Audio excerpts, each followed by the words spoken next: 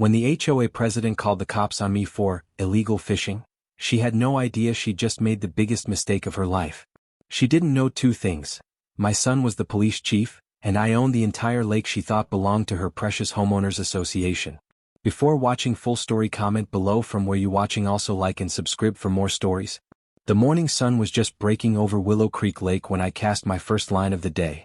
At 72 years old, I'd been fishing these waters since I was knee-high to a grasshopper, long before the fancy houses and manicured lawns sprouted up around what used to be nothing but farmland and forest. My name is Frank Morrison, and this little slice of heaven had been my family's sanctuary for over 50 years. I settled into my favorite spot on the old wooden dock, the same weathered planks my late wife Sarah and I had built together back in 1975. The dock jutted out into the calm water, surrounded by cattails and the occasional visiting heron. This was where I came to think, to remember, and to find peace in a world that seemed to get more complicated every year. What I didn't expect was for my peaceful morning to turn into a neighborhood war that would become the talk of the town for months to come. But then again, I should have seen it coming. Ever since the Lakeside Estates Homeowners Association had formed 3 years ago, they'd been nothing but trouble for anyone who didn't fit their picture-perfect vision of suburban living. The trouble started when I heard footsteps on the gravel path behind me. I turned to see 3 people marching toward my dock with the kind of determined stride that usually meant someone was about to ruin your day. Leading the charge was Patricia Hemsworth, the self-appointed president of the HOA, flanked by 2 other board members I recognized but had never bothered to learn the names of. Patricia was a woman in her mid-50s who'd moved here from the city about 5 years ago with her investment banker husband. She had that particular brand of aggressive confidence that comes from having too much time and too little actual responsibility. Her perfectly styled blonde hair never seemed to move, even in the wind, and her clothes always looked like she just stepped out of a country club catalog. "Excuse me," she called out in that sharp tone I'd come to associate with trouble. "You can't fish here. This is private property, and fishing is strictly prohibited in our community waters." I didn't turn around immediately. Instead, I kept my eyes on my fishing line, watching it dance gently in the morning breeze.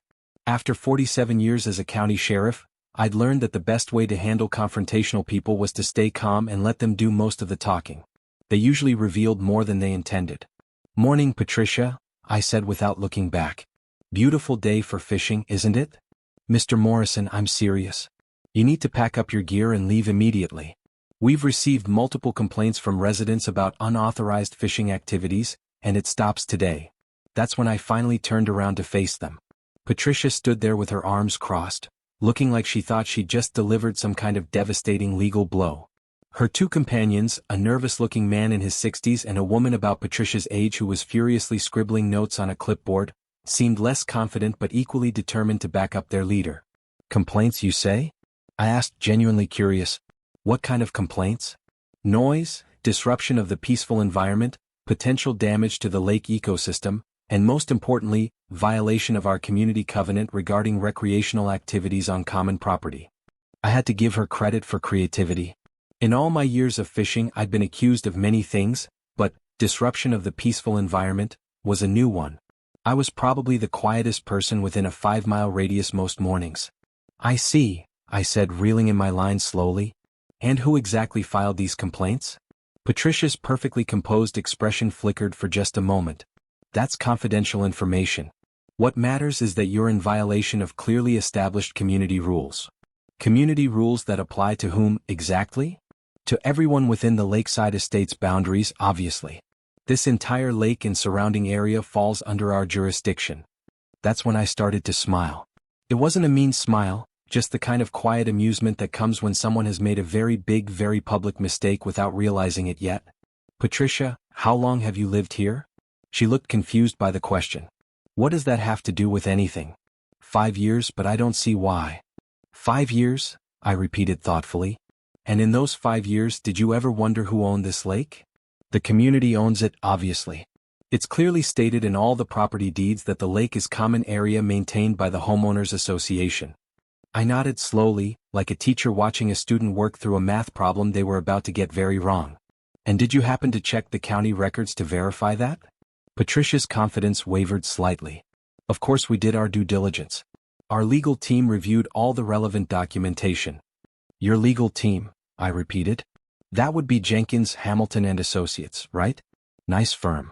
I know Bill Jenkins pretty well. We went to high school together. The nervous man next to Patricia shifted uncomfortably. Sir, we really don't need to get into all the legal details. The point is, you can't fish here, and if you don't leave voluntarily, we'll have to call the police. That's when I couldn't help but chuckle. The police, you say? Well, that's an interesting idea. Tell you what, why don't you go ahead and make that call? Patricia pulled out her phone with the kind of dramatic flourish that suggested she thought she was about to deliver the knockout punch. Fine. Don't say we didn't warn you. While she dialed, I went back to fishing. There's something wonderfully peaceful about casting a line while chaos unfolds around you. The fish don't care about property disputes or HOA politics. They just go about their business in the depths below, blissfully unaware of the human comedy playing out above the surface. Yes, hello, this is Patricia Hemsworth from Lakeside Estates, she said into her phone, her voice carrying that particular tone people use when they think they're about to get someone in serious trouble. I need to report someone trespassing and fishing illegally on private property. Yes, I'll hold. She covered the phone with her hand and turned back to me with a triumphant expression. They're sending an officer right away. I suggest you use this time to pack up your things. That's very thoughtful of you, Patricia. I appreciate the suggestion. We waited in relative silence for about 10 minutes. I caught a nice bass during that time, which I carefully released back into the water.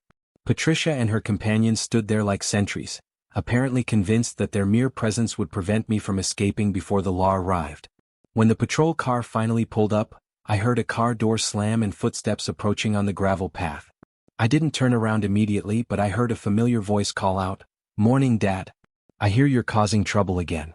That's when Patricia's expression changed from triumphant to confused. She looked from me to the approaching police officer and back again, clearly trying to work out what was happening. My son Michael walked into view, resplendent in his chief of police uniform, with that easy smile he'd inherited from his mother. At 38 years old, Mike had been the town's police chief for almost 5 years, following in the family tradition of law enforcement. He was a good cop and an even better son, though he never missed an opportunity to give his old man a hard time. "Chief Morrison," Patricia said, her voice suddenly much less certain than it had been a few minutes earlier. "Thank you for responding so quickly.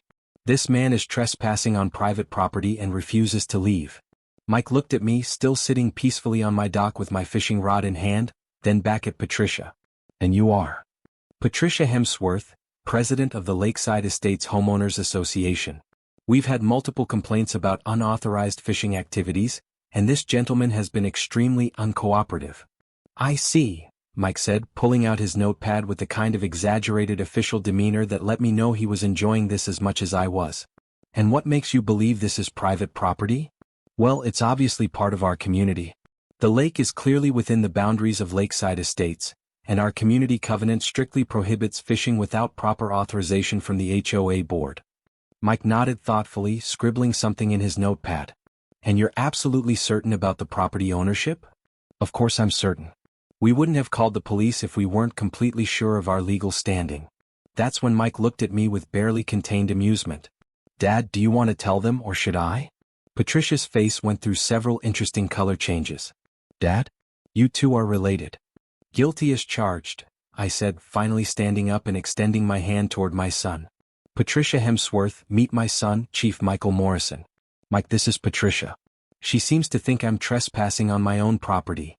The silence that followed was the kind of profound quiet that occurs when someone realizes they've made a mistake so spectacular that it's going to be talked about for years. Patricia's mouth opened and closed several times, but no sound came out. "Your own property?" she finally managed to whisper.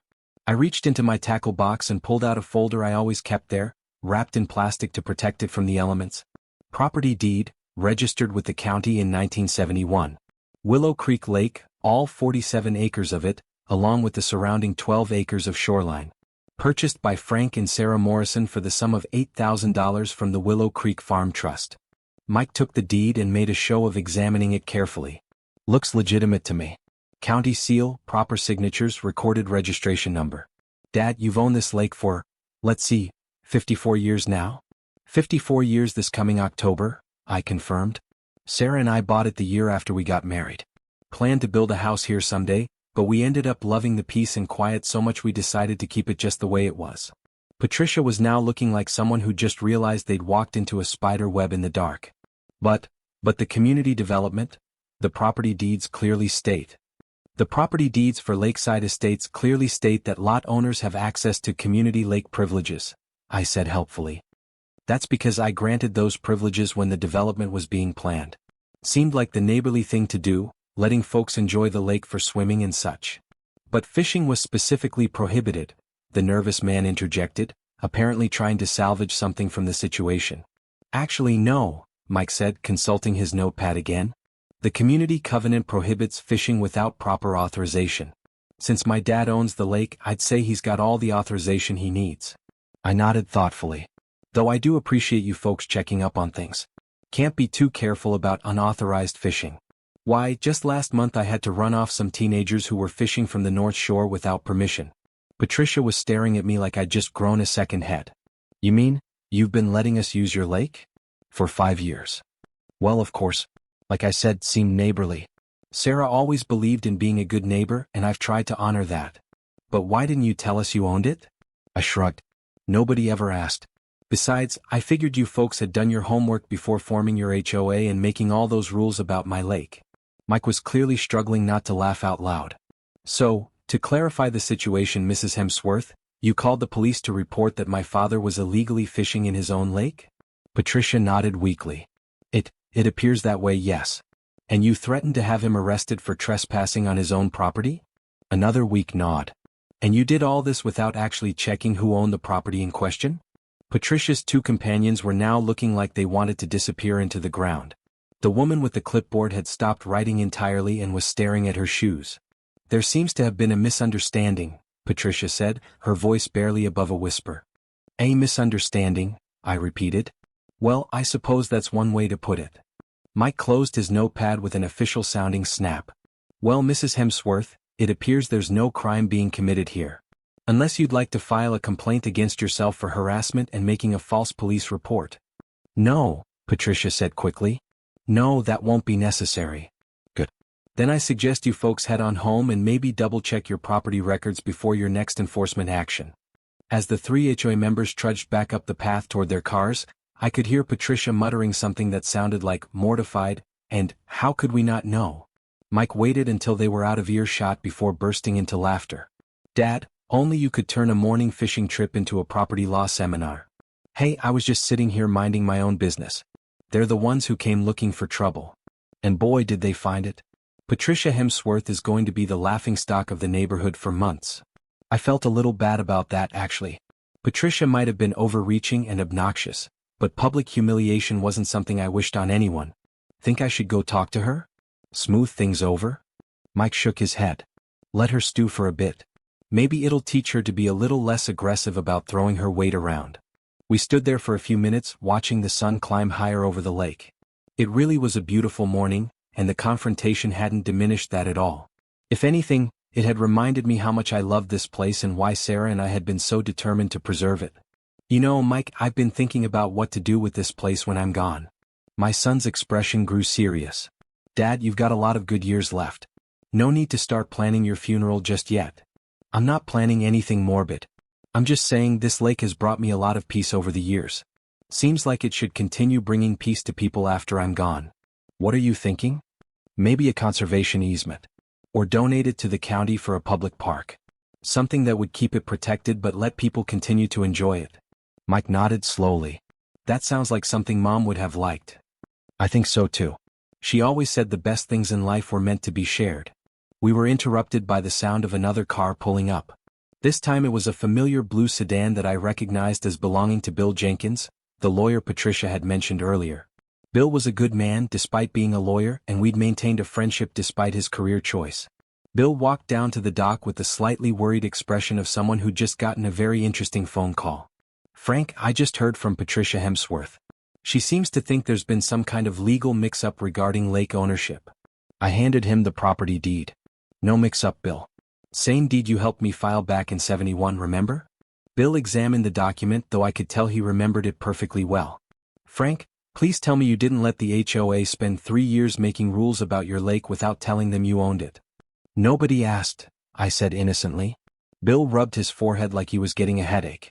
Frank, they hired me to research the property boundaries when they formed the association. If I'd known you had any questions about lake ownership, I would have flagged this immediately. I didn't have any questions. I knew exactly who owned it. But you let them think it was community property. I let them assume whatever they wanted to assume. I never confirmed or denied anything. Mike was grinning again. Dad, you're terrible. Bill sighed heavily. Frank, Patricia is absolutely mortified. The entire HOA board is in emergency session right now, trying to figure out how to handle this situation. What situation? I'm not planning to revoke their lake privileges or anything. They can keep using it just like they have been. That's actually very generous of you. But Frank, they've been making legal threats about fishing restrictions. They called the police on you. Don't you want some kind of acknowledgement that they overstepped? I thought about it for a moment. Well, I suppose it might be nice if they asked permission before making rules about my property in the future. Bill nodded. That seems reasonable. Anything else? Maybe they could put up a little sign acknowledging that the lake is privately owned but open for community use by permission. Nothing fancy, just something to help avoid future confusion. I think we can arrange that. And Frank?